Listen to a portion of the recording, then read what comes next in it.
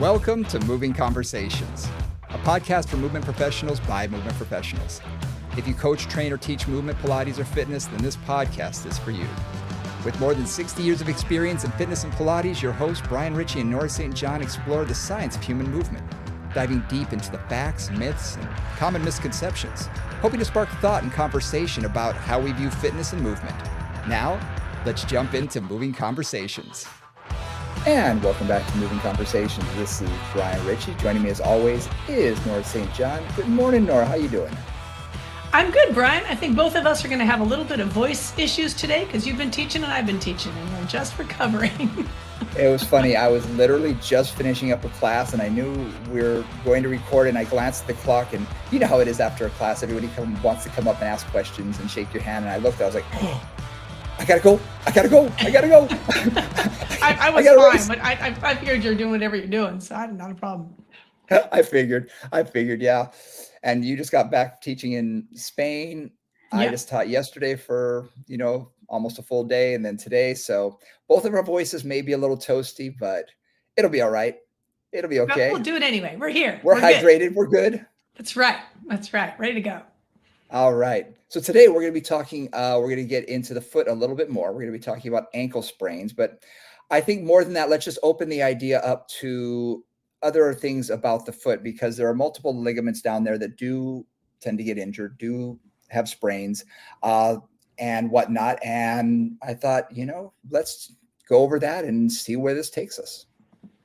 Sounds good. So we talked a little bit about this last time. So what is a sprain? Right. And a sprain is a damage to a ligament as opposed to a strain, which is a damage to a muscle. Yeah.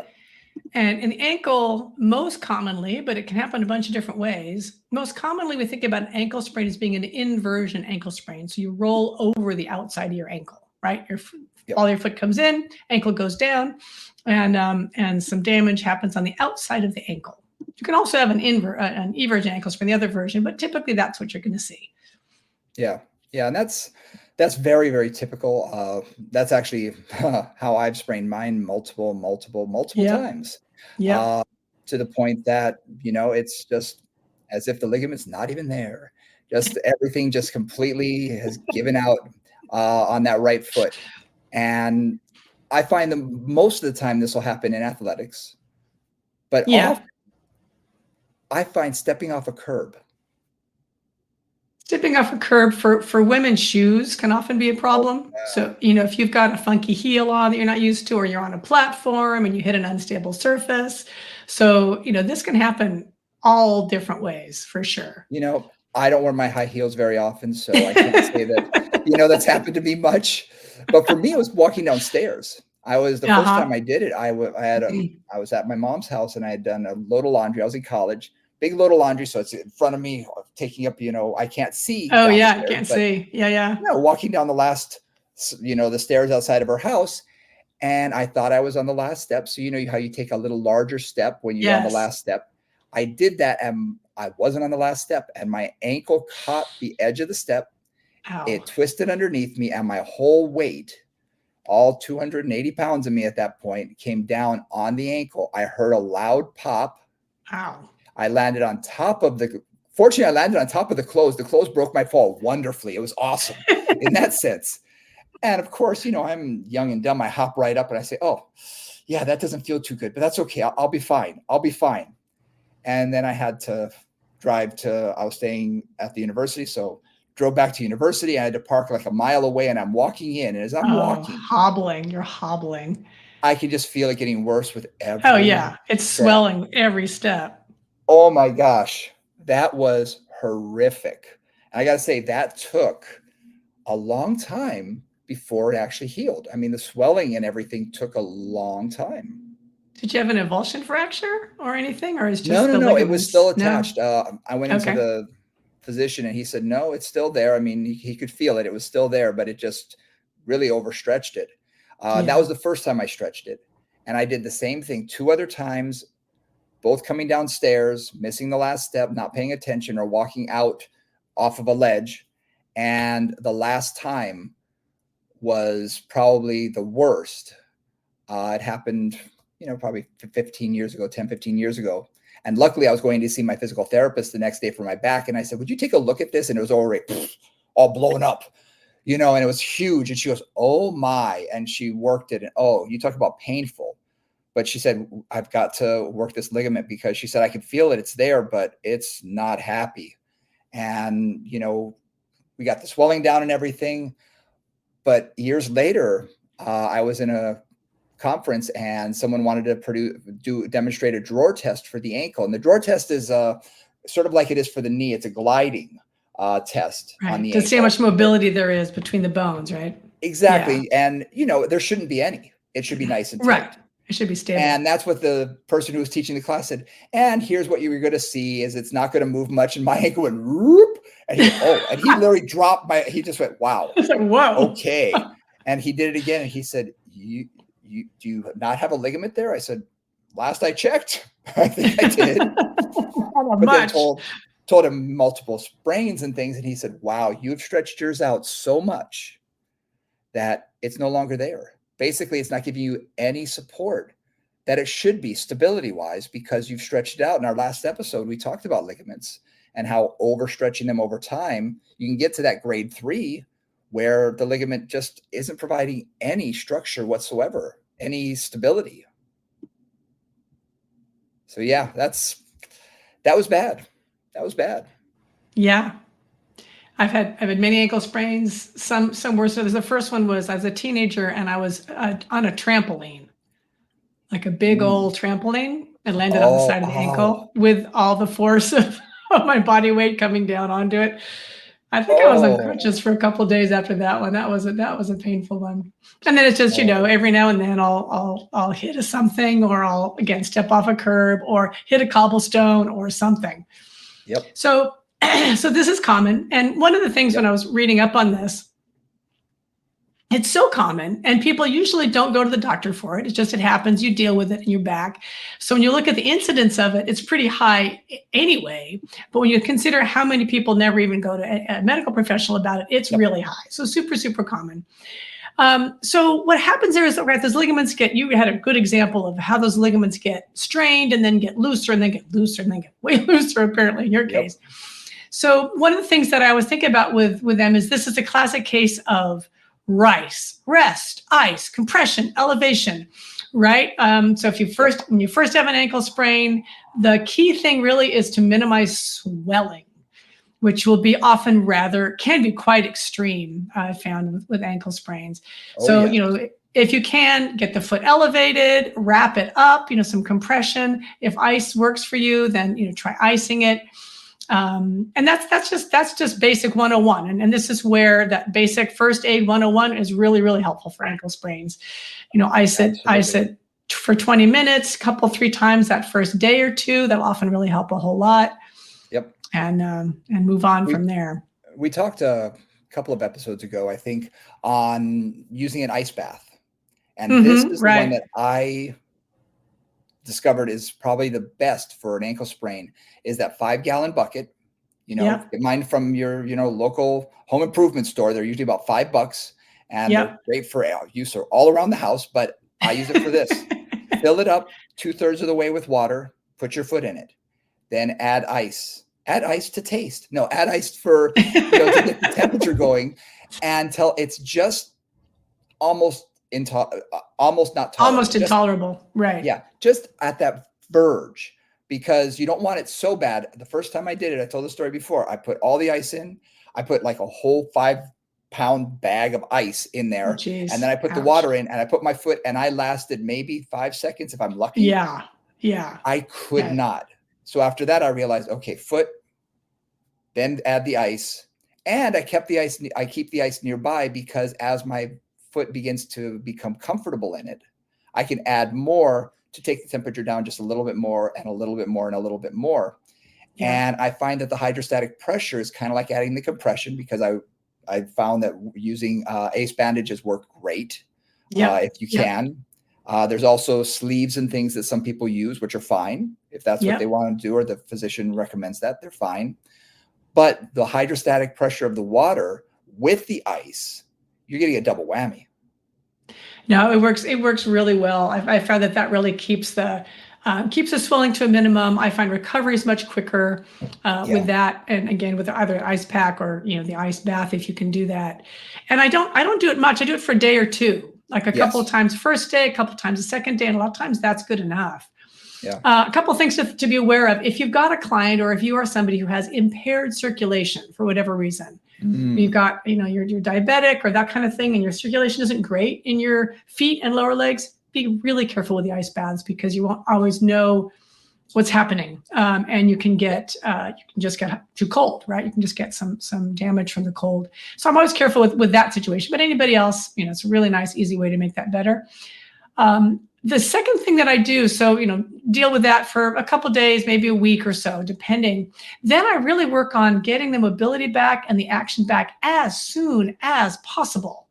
Yep. Right. So non-weight bearing, just having your foot like cross the ankle over or have your foot off the side of a bed, pointing and flexing and circles and in and out and drawing the alphabet and just moving that area as much as you can. That both helps to flush out whatever swelling is there. And ideally, I do these either with the leg. Well, ideally, I do it with the leg elevated. So I've got the leg up in the air so that the swelling is going to be moving away from that area. And then just try to keep it moving. Yeah. That's the thing that I find interesting. Depending on the physician that a client will go to, I've had some people come to me after this injury with a boot. A full boot. Ankle sprain? For an ankle sprain. Wow. And I ask, what's going on? And they say, oh, I sprained my ankle. I said, and you're in a boot. Now, I could see an air cast. Yeah. That's going to be very similar to an ace bandage. Ace bandage. But I've had some people be immobilized and they don't want it to move. And they say, we really don't want it to move. And I say, was it an avulsion fracture? Was there something else going on? And they say, no, it's just a sprain. And I'm thinking, for me, mobilization, getting that thing to move is probably one of the most important things, even more so than strengthening it, which we'll come into in a little bit. We want to get the motion.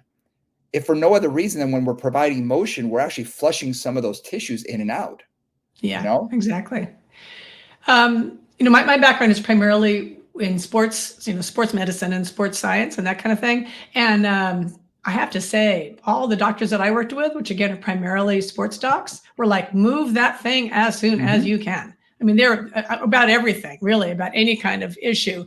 It's like maintain as much mobility and strength as you can in the area as it's healing. Again, not to cause irritation, not to cause pain, but keep it going. Keep it moving, because that really does increase and improve recovery, decreases recovery time a lot to keep it moving rather than immobilizing it.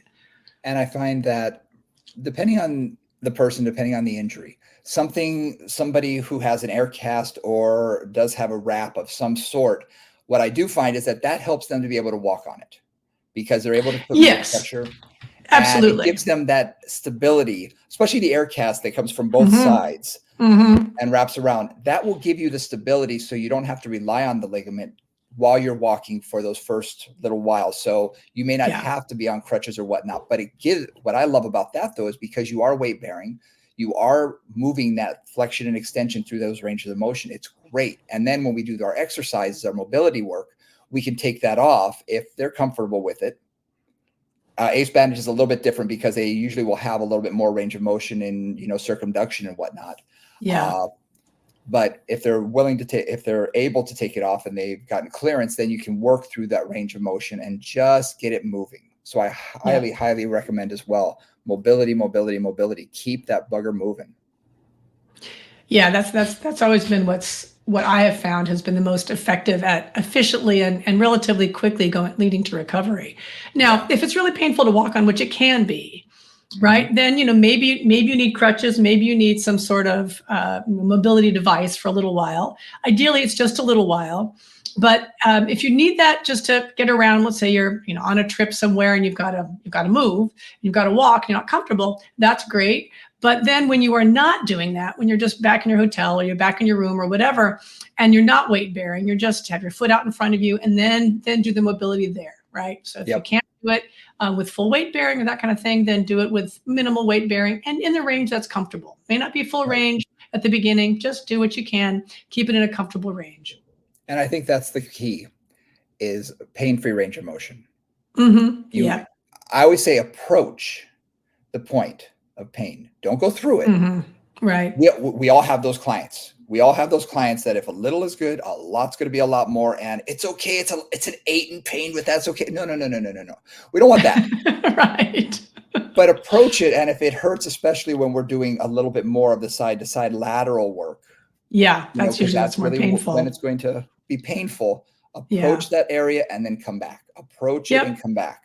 And what I find is after you do that for a number of repetitions, that range of motion, as you're almost letting the body know it's okay, it's all right, and approaches that, it's like, oh yeah, we can move this. It's working okay.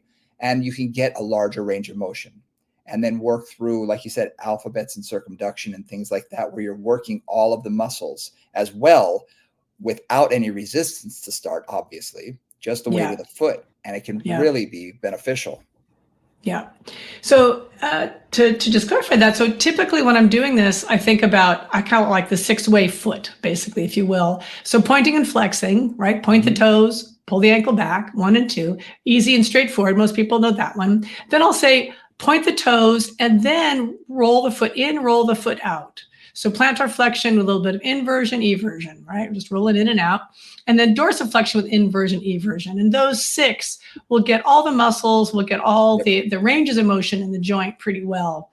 Then again, you can have people draw their name or with an alphabet or draw the alphabet or whatever. And that's, again, going to get all the different little ways that the whole foot has to move functionally, right? Because it doesn't really just move in one plane. It moves in multiple planes, and that's what it's supposed to do.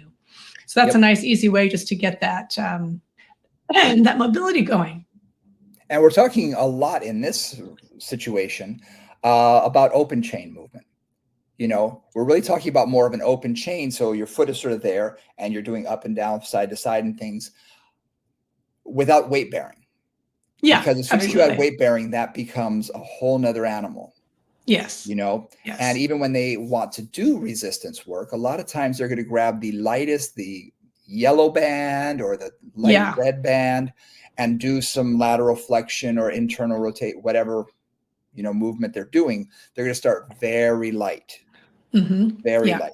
And I find that, as they should. And I find people want to go a lot harder than that, especially on plantar flexion and dorsiflexion, because they grab that light band and their foot is shaking like crazy as they're going forward and back. But you need to get it till it's smooth, till it's nice. And, so you've really retrained some of those muscles and those stabilizers in order to provide that smooth movement, instead of just grabbing the heaviest band possible and grabbing and pushing as hard as you can. And torturing yourself, right? Exactly. Why would you do that to yourself? It doesn't make any sense. One thing that I want to add here is if you're working with someone with an ankle sprain or you have an ankle sprain and things don't resolve relatively quickly, what may happen sometimes is the peroneus, one of the peroneal tendons attaches to this little bump on the outside of your 5th toe, the 5th metatarsal.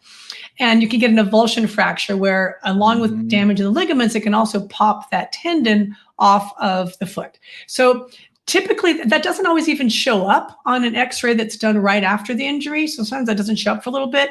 If you've got a client who really isn't getting better, like it's not resolving, because it should be a pretty quick resolution. I think should get better consistently, and they're not, then that's when I'll often send a client back to their doctor to get an x-ray and to make sure that there isn't an avulsion fracture. They haven't actually lost the organization of that particular tendon on there. Yeah. What's interesting about that is unlike the gastroc, where if you do rupture it in any other way, you can see it.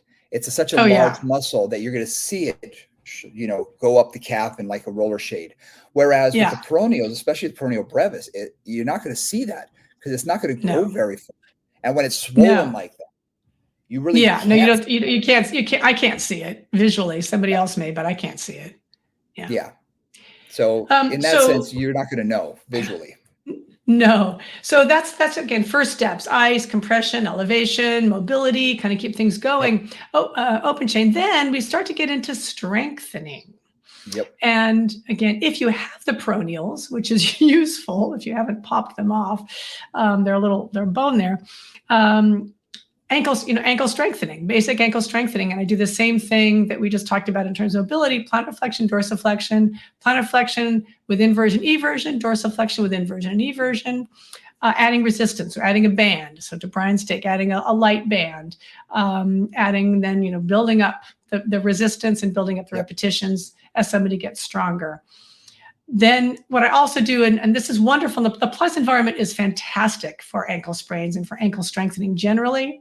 So all the footwork on the foot bar, using the jump board, using the chair. There's some really, really nice ways on all of those just to get some strength into your plantar flexion and dorsiflexion, and to have to stabilize the ankle in a nice neutral position.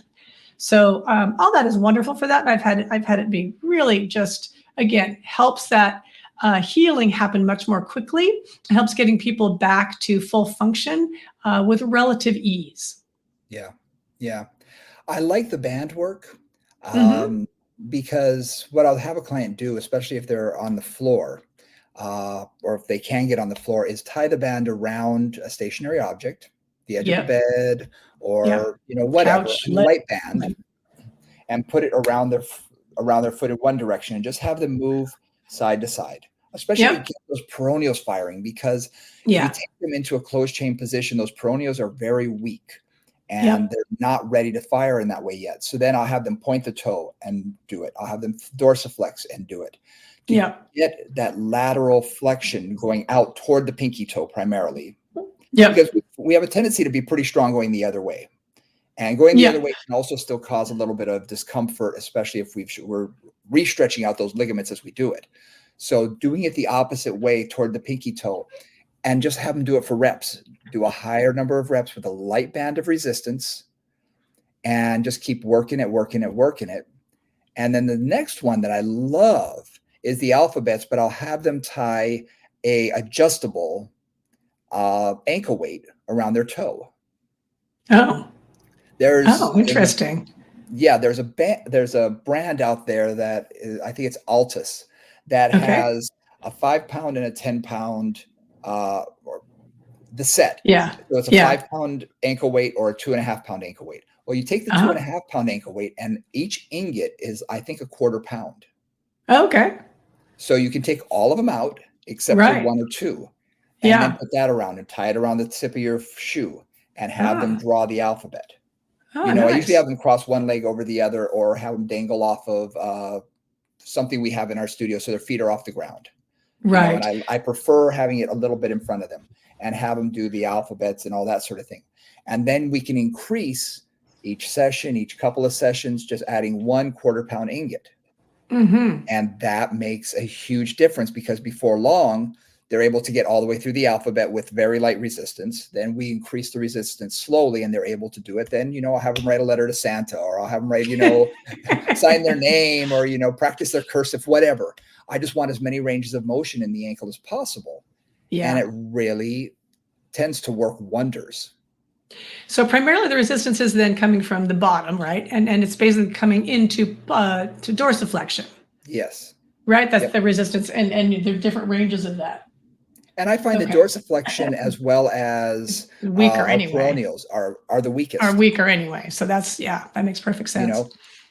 Because truthfully, if it wasn't for the ankle sprain, they'd be able to do calf raises, till the cows come home.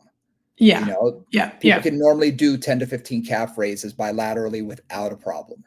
And no matter what their weight is, because all day long they're pushing off into that plantar flexion with every step they take. So it's stronger. They do steps, they do all of that. So I find that that's always stronger, whereas the dorsiflexors are really weak. Well, and most people have, even men will have some sort of a heel that they wear in their shoe, right? Most shoes have a heel, even if it's a small one, whether it's an athletic shoe or another one, unless you're specifically doing barefoot shoes. So most of us have less range of motion in dorsiflexion anyway, especially if we're wearing heeled shoes all the time, even if it's a low heel. And I give clients all the time, just like, have your feet flat on the floor and tap your forefoot. And I'll have clients get fatigued like that, like nobody's business, just doing that. No resistance. It's okay. Well, just, take your favorite song and, tap to the chorus. And Yep. by then they're burning the whole front of their calf. So, Yep. or the whole front of their shin. So yeah, the dorsiflexors tend to be on the weaker side, and they're really, really helpful for stabilizing the ankle. And what I love about the toe tapping is I'll have them toe tap to the right, to the left, to the right, Yeah. to the left, and make sure that they're lifting up and going over, up and over, not just sliding the foot. Yep. Because that's going to get a little bit more of what we just talked about, that lateral flexors in dorsiflexion. Yeah. And I'll So also that do really can work. Yeah, so touch the outside of your foot, touch the inside of your foot. So rather than just flat, right, flat flapping, like touch your little toe, touch your big toe. And even just that, getting that roll of the ankle and strengthening that can be super helpful. That roll of the ankle, flattening your foot and allowing the pinky side to come up. Those are those peroneals. Yep, exactly. That's really the muscle that's going to protect you from possibly spraining your ankle again. Now, granted, use your whole body weight like we both did. Nothing's going to protect that.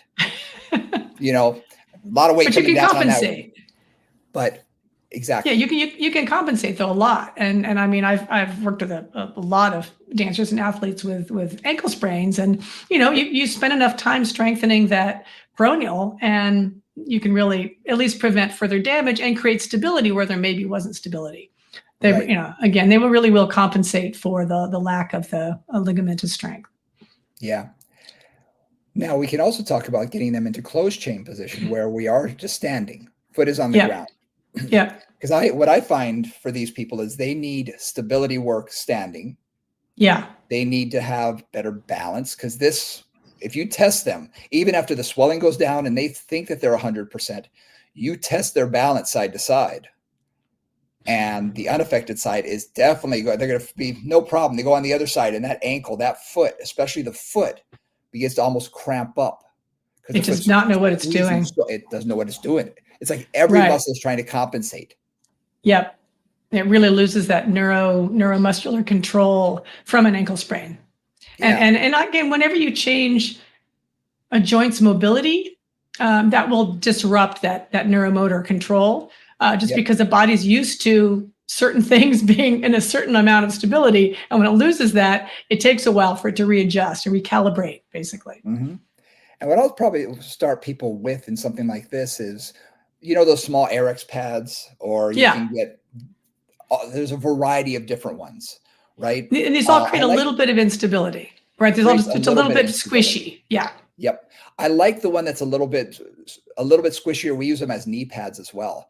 It's because it just feels fine and comfortable under the knees if they have knee issues. Is just to stand on it while holding on to something if they need to, either wooden dowels or a ladder bar, whatever, and just have them rock forward and rock backwards and really feel the foot. Not standing on one foot yet, nothing like that. Feeling the foot until they can do it and balance, and then let go of whatever they're doing and make sure they can balance. And then rocking slowly forward and back. Then can they go slightly up onto their toes, just slightly? Because they're de-weighting, they're pushing into it and coming out of it. They're able to de-weight the heel, then de-weight the toes. Yeah. And it just gets them into that comfort zone of, oh, I can do this. I can rock forward. I can rock backwards. Yeah. And then you can think about taking one foot up, marching, lift the foot up and balance, and then go into that forward and back and all of that. Because when you get onto one foot, you're going to find that they're going to want to, roll out immediately, because that peroneal is not going to want to fire, and probably go into more of a plantar flexion anyway. Yeah. Because those muscles are going to compensate. We're like, oh, we're strong. We got you. So, yeah. No, those are great ways to do that. I also do in those positions, whether they're either on an unstable surface or slightly unstable surface or a squishy surface, or whether they're on the floor, is I'll also have them like lean side to side, almost like you're skiing, so just have both knees together and kind of both to the right, both to the left. So they're also playing with some of that lateral stability, because that's also, that's typically what's missing. And we don't do much of that in ordinary life. We really focus on the sagittal plane and the ankle. So that just, again, helps to kind of get them present, get them organized in the lateral plane, in the frontal plane. And what's good about that too, is you can actually, depending on how much you're bending your knees, going side to side, you're getting that mobility as well. Yeah, exactly. putting them Exactly. into a greater amount of dorsiflexion and then trying to get them to move side to side. So you're doing that strengthening for stability, but also getting the mobility at the same time. So that's wonderful. I love that. Now this may be old fashioned. I don't know really if it's old fashioned, but in the old days, and a million years ago when I was at St. Francis, we used to use something called a BAPS board. Uh-huh. Right, which is basically, it's like a wobble board for those who aren't familiar with it, but it's an unusual shape. It's not just round, like a lot of wobble boards are round with just a ball underneath. This has a little different shape. And the nice thing about the shape is we have a lot more range of motion in inversion than we do in eversion, just naturally. And the board, that you'd put your foot on it, and the board is designed to reflect those natural ranges of motion. And then you basically take it. It's your closed chain, but a lot of times I do this seated, so you're not really heavy weight. You're just looking at mobility in a closed chain position, and you're just going to roll the wobble board forward, roll it back, roll it side, do circles, that kind of thing. Now, if you've got a regular wobble board, that's great too. You just want to be a little cautious with that. Typically, that eversion is going to be just you may not touch the floor on that side. That's fine. You're not expecting to get a full touch on that wobble board all the way around because the ankle doesn't actually function that way. It has more mobility in one range than in the other ones. I made my own BAPS board. BAPS boards, by the way, are like $500. They're not cheap. They're crazy. Yeah, they're crazy expensive. Yeah, they really are, and they're worth it if you do a lot. If you're a physical therapy unit, you need one. For the general practitioner like us, we have our own studios. What I did is I made my own. I got the largest diameter of a wobble board. Okay. And then I put Velcro around the edge. And I went to Home Depot and I got the largest washers I could find. Big washers. And I taped them together so I could create half a pound, pound and a half. They got thicker and thicker. So when you put your foot on the center, I would Velcro the weight to the far side, especially for eversion where I want to lift the little pinky. So I would put my foot in the center, the weight would push that side down, and then I would use my foot using those peroneals and lifting it up and then back down, lifting it up and back down. So getting the peroneals to fire, not past neutral. I'm not looking to touch the other side yet because neutral is really where we want to be. We want that recovery more than anything else to start with. So it's really getting that to work. And I got to tell you, they start frying after a while. And it's a great way to sort of initiate and really lock into the peroneals rather than using everything when you're on a wobble board and it's twisting all over the place. And again, doing it seated is great. It's a great way to do it because you can isolate and not have to worry about your body weight. Yeah, and you can really focus on the mobility piece. But I like adding a little bit of weights to it. That's very cool. I hadn't thought about that. Yeah, there are certain BAPS boards where you move. Add weight to them? Well, I don't know if they add weights to it, but they move the disc underneath the wobble part. Yeah, you can move the ball to change the range. Yeah. To change the range of motion, but it also increases the resistance. So my thought was just, how do I increase resistance? And it wouldn't stay. I couldn't get a dumbbell to stay. It kept rolling. So like, Velcro. Velcro's my answer. When in doubt, use Velcro. And it worked. And I was like, hey, this works really well. And again, do I use it much? No, not that much. Don't have to. But I've had in the last couple of years, I probably had 2, maybe 3 people come in with a sprained ankle, or they'll text me, say, I sprained my ankle. I say, okay, let it heal, calm it down, go to the doctor, see what they say. When you're ready, come on in. We'll start you with the light stuff and work your way up. And what I will say, one of the best tools, you said in the Pilates world, you guys have the best tools, the chair. The chair is awesome. Oh, I love the chair for this. No, the chair for, and I use the chair a couple of different, traditionally in one way, and then I use it untraditionally in another way. It's called Achilles stretch, I think, or ankle stretch. Achilles stretch on the chair where your ball of the foot is on the pedal and the knee is attached to the front edge of the seat. And you're basically just pushing the pedal down and up, right? So simple, and there's a lot of different body positions you can have the upper body in, but basically you're just pushing that down and up. So you're working plantar flexion and resistance and then dorsiflexion eccentrically, essentially, concentrically. And that is like, that one exercise is just the bomb And I focus on push down fast because again, plantar flexion is stronger, and then work on that eccentric, slow dorsiflexion coming back. And it'll often be like smooth down, then up, right? You'll have that little judder. And basically what you're doing there is you're training the soleus, right? One of the deeper calf muscles in the back to support and to control the deceleration, whether you're walking or running or jumping or anything else. Because when you land on, the balls of your feet or whatever, and you slowly lower that heel down, that's exactly what you're trying to work, is that soleus working eccentrically to control that deceleration so you don't land really hard on your heel. And I've done that with plantar fasciitis. I've done that with all kinds of ankle issues, not just Achilles tendonitis or ankle sprains, but tendonitis anywhere in the whole ankle, right? Whether it's peroneal or posterior tib or anything else. And working on that and getting that working it's like a miracle. Yeah. And what I've come to do too is I want to work stability of the whole leg. I will have them remove the knee off of the pad. Yeah. So now they have to stabilize the whole leg. Yeah. And what they try and do is do it with their foot. So now the foot is juddery both directions. But but in a short period of time, they get that organization neurally, they get that reorganization, and then it gets to be a lot smoother. And you can just see the strength building is wonderful with that. It's wonderful. Really is.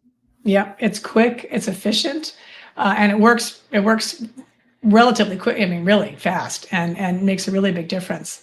The other thing too that I'll add to that, and this is more for dealing with dancers or that kind of thing, is I'll add the toes to that. So they'll push it down, and then they'll also push with their toes to start to get some of that bottom of the arch stronger. Now, not with an ordinary client, but if I'm working with a dancer who's especially a point shoe person or whatever that really needs to get that extra toe strength, I'll work on pushing through the ball of the foot and then add just whatever of the toes they can. Even if they just push into the pedal and don't move it very far, they'll get some strength through that whole underside of the foot and the toe flexors and the plantar fascia and the whole underside of the foot. Now, something we didn't talk about, which I'm going to bring up here, when we are on the balance pad or we're even on the BAPS board or we're anything like that, for me, I like to get them out of their shoes. Yes. Okay. Because shoes are going to be stiff in general. And as long as they don't have arthritis or anything where we have to worry about the toes bending, even with using, I find that if I use a band, if I've got the band in my hand and I'm having them do plantar flexion, dorsiflexion, or, any of those type of things with the band in my hand, with the shoe on, it's really just working sort of one joint. The foot's not working much. It's just the ankle. But as soon as you take the foot off, suddenly you get the articulation of the toes and the metatarsals and the tarsal bones. You can see all of that. And there's a lot more shakiness because we don't have that stability. And then you put them on a balance board or a balance pad sort of thing with their feet and have them rock. You can really see their toes are trying to figure it out. It's really different. And, this is where Brian and I come from two different worlds, because in the Pilates world, they usually don't have their shoes on. I was going to say, you automatically assume they didn't have shoes on. I was assuming they didn't have their shoes on because that's what that's where I go for. And that's just the environment that I'm in. But absolutely. The other thing too is using like the jump board or the, whatever it's called, padded foot plate. I just call it the jump board on the reformer is another place where I deal with that a lot, right? No shoes. So they're using bare feet and they have to use the whole articulation of the metatarsal coming down. You can also then see if somebody's going on to the ball of the foot, if they're lifting their heels up and doing a heel raise, and you can really see whether they can maintain the stability of the ankle and the heel raise, right? Does it stay straight or does it roll out to the little toe? For most people, what they don't think about it rolls out to the little toe because they want to have the whole metatarsal on for support. But what you need is that support to be able to lift that heel up and not roll out. And that's, when people can really do that easily and comfortably, then I know that their peroneals are at least minimally strong, or that they can actually get that ankle up and keep it organized when that little toe is not necessarily on the ground. Yeah. Now, something that I want to bring up here that you and I didn't talk about this beforehand, but I kind of wanted to bring it up because we talked a lot about strengthening the peroneals as well as basically the tibialis anterior when we're talking about dorsiflexion is shin splints. Yes.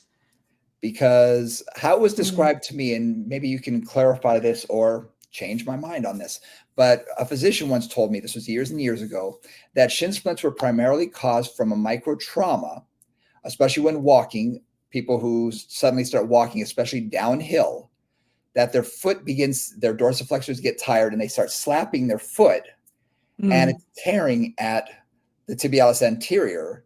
These micro tears, small micro tears, are pulling and pulling and pulling. And eventually that begins to cause swelling, that begins inflammation, and that begins to, cause pain. That's how it was described to me. Now, that could be a very simplified version, but it's how I've described it to clients. What do you think? So a couple of things in terms of what's getting irritated. There's been a bunch of different discussion about that. So some of it, if, for example, somebody is loading the limb a lot, like I'm thinking of my people who suddenly decide they're going to run a marathon, so they're really increasing their running training. So there's a lot of load on what they're doing. There's definitely microtrauma somewhere in that area. It can be at the interosseous membrane, right? The little interosseous connective tissue that goes between the tibia and the fibula. It can be there that can be strained and irritated and then, cause inflammation. It can be the tibialis anterior, which goes kind of on top of that.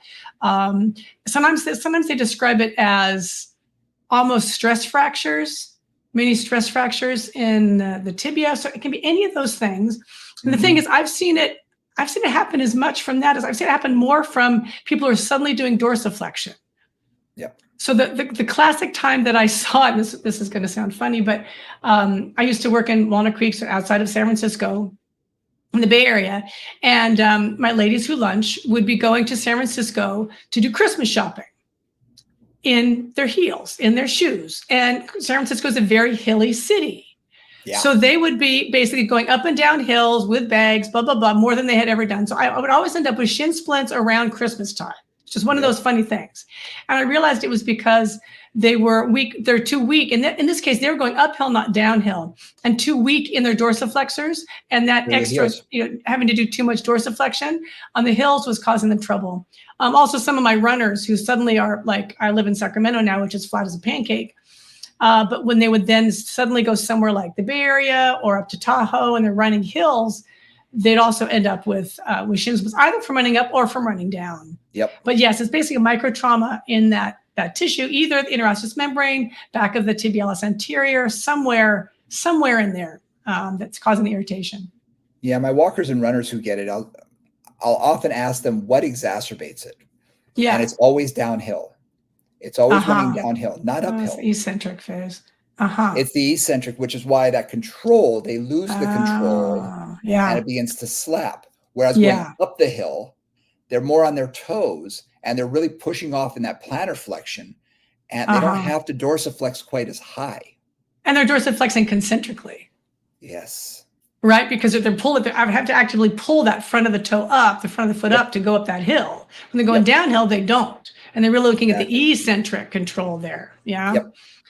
Yeah, because what I always work on with that, and I used to call it my pre-Christmas training. I would make sure that all my ladies at lunch were doing a lot of dorsiflexion strengthening, right? And there's a bunch of different ways that I do that, but I would make sure that they did that before that because I saw this happen enough years that I was like, okay, guys, we're going to prevent this. We're just having you do some dorsiflexion as we go.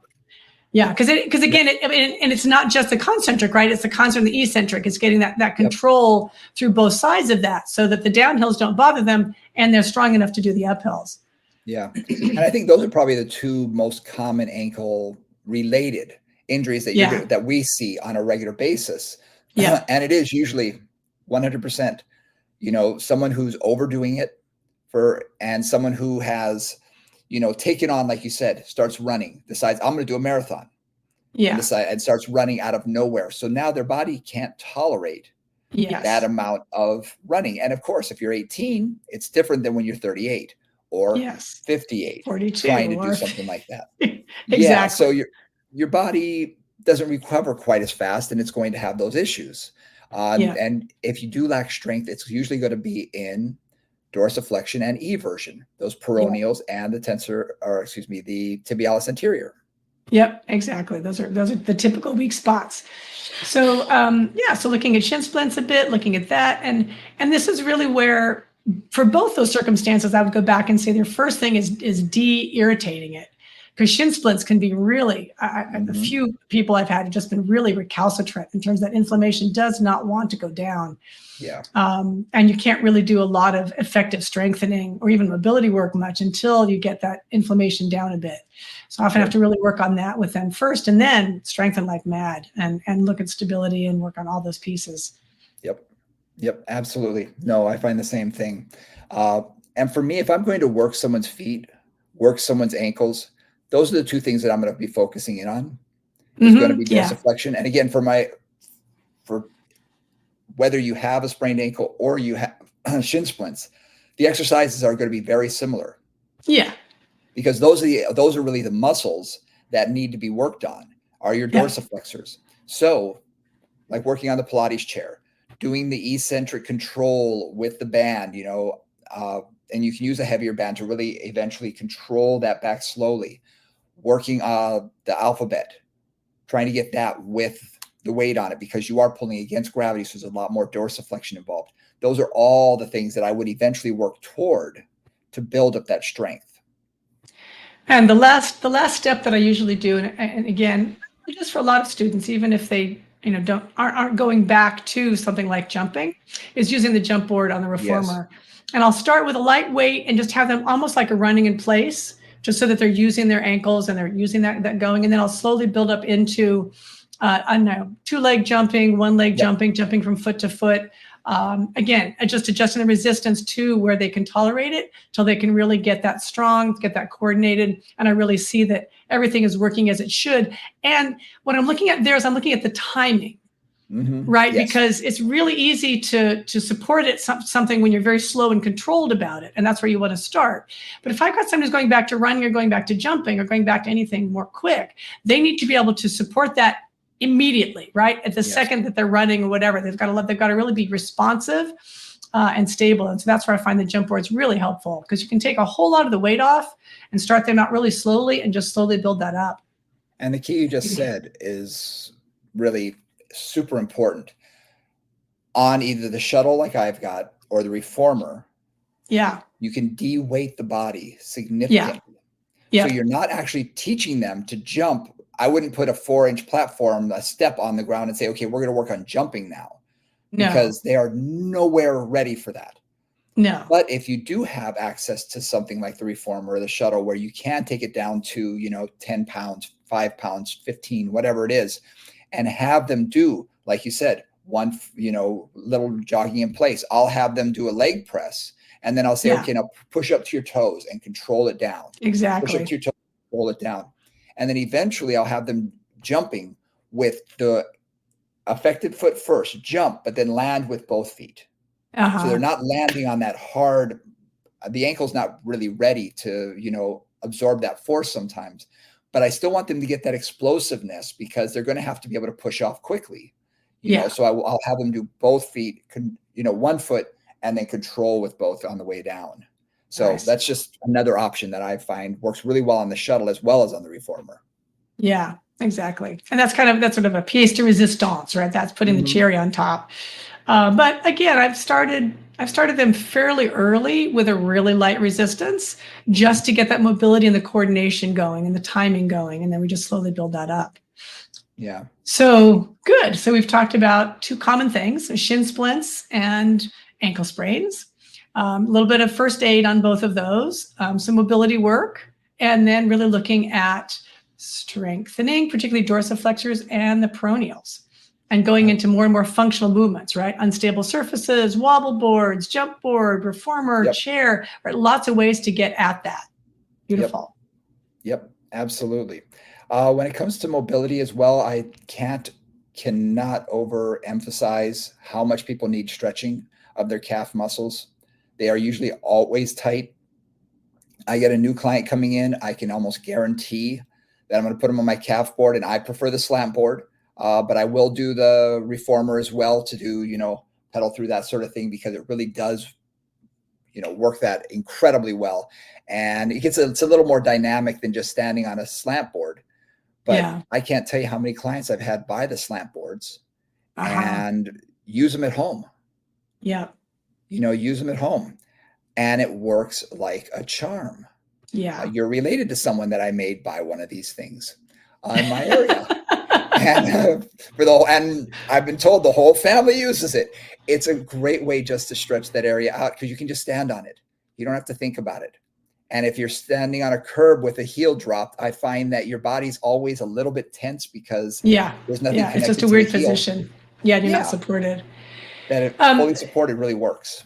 Full support is really important. Yeah. And the other thing too about that, so it's really, we're stretching out the calf, right? We're basically doing that. And one of the things that people lose as they age is dorsiflexion.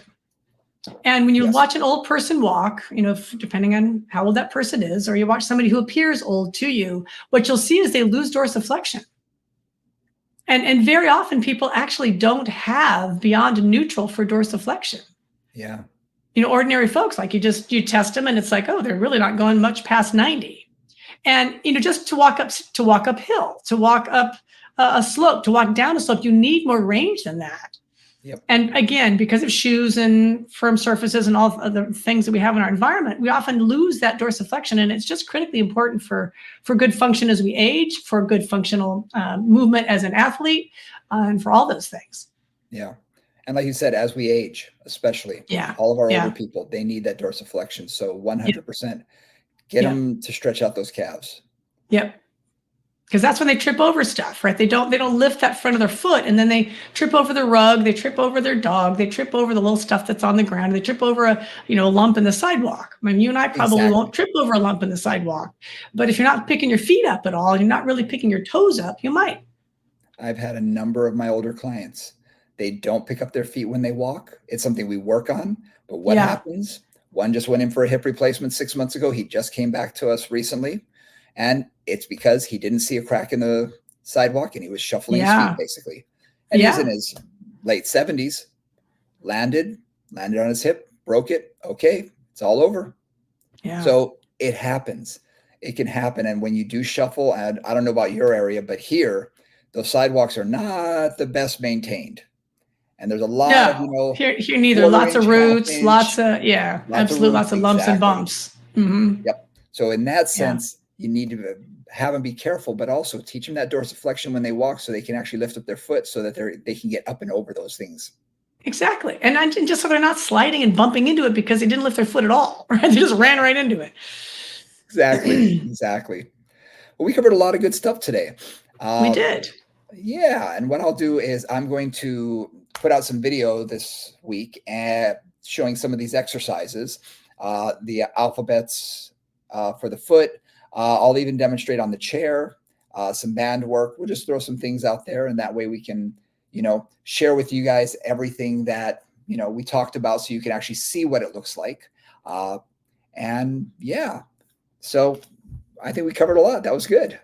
All right. So moving conversations. This is us. All right. So next week, we'll be covering another topic. If you like what you've heard, please subscribe, do all of those things, comment.